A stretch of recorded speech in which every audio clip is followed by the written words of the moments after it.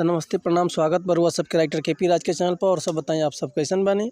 उम्मीद करते रहुआ सभी बढ़िया होखब अच्छा होखब। तो रहुआ सबन खातिर लेके आ गए बिल्कुल दर्दनाक बिल्कुल ब्लास्ट बिल्कुल हिट मेटर लगन स्पेशल सॉन्ग। उम्मीद करते रहुआ सबके बेहद पसंद आई। बिल्कुल नया कंपोजिशन बा। अगर एकरा के बढ़िया से म्यूजिक बना के बढ़िया से गायकी करते तो 100% बाकी गाना ही मार्केट में बाज जाइए। ऐसे कि मेल फीमेल मैटर बा भैया।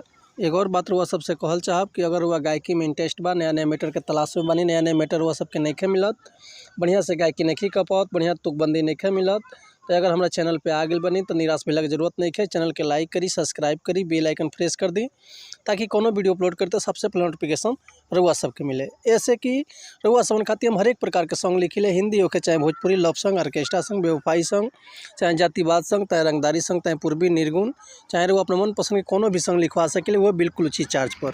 तो चलिए देर न करते हुए आज के मैटर देखल जाए कैसे बा, का धुन बा, का एकर लय बा। रउआ सबन के हम गा के बताओ तनी। उम्मीद करते रउआ सबके बेहद पसंद आई। चलिए गाना पर ध्यान दी। कि अइलू ह नाचे परोजन प, कमर हिलाव हाइलोजन प, बची के जइबू ना बबुनी हो, नजर गड़ल बा पर भोजन प। हे सुन कि अइलू ह नाचे परोजन प, कमर हिलाव हाइलोजन प, बची के जइबू ना बबुनी हो, नजर गड़ल बा पर भोजन प। डीजे की तुम बात हो करते, डीजे की तुम बात हो करते, रख दूं मैं चौकी तोड़ के, जरा नेटर पतोह के नचाइब करे जा भले ले जाई हनमरी बिटोर के, जरा नेटर पतोह के नचाइब करे जा भले ले जाई हनमरी बिटोर के। चलिए एक बार और मुखड़ा सुन ली रउआ सब। कि अइलू ह नाचे परोजन प, कमर हिलाव हाइलोजन प, बची के जइबू ना बबुनी हो, नजर गड़ल बा पर भोजन प।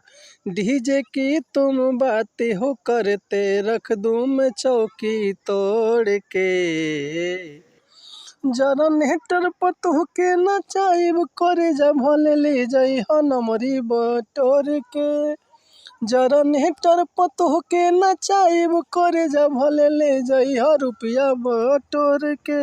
उम्मीद करते हैं मैटर हुआ सबके बेहद पसंद आए। अगर ये गाना के फुल लिखवाल चाहते हैं तो डिस्क्रिप्शन में हमारा कॉन्टैक्ट नंबर बा, व्हाट्सअप नंबर बा, कॉल कर सके व्हाट्सअप कर सके रुआ के बिल्कुल उचित चार्ज पे फुल गाना मिल जाए। ऐसे पहले रुआ सबसे कहब कि अगर हमारा गाँव में कोनो मिस्टेक भइल होखे तो भी क्षमा चाहते नहीं। ऐसे कि हम गायक ना है, रउआ सबने खाली बता सकिले समझा सकिले। तो मिला तो नेक्स्ट वीडियो में कुछ नया गाना कुछ नया धुन लेके। तब तक के लिए नमस्कार प्रणाम, जय हिंद, जय भारत, जय भोजपुरी समाज, हर हर महादेव।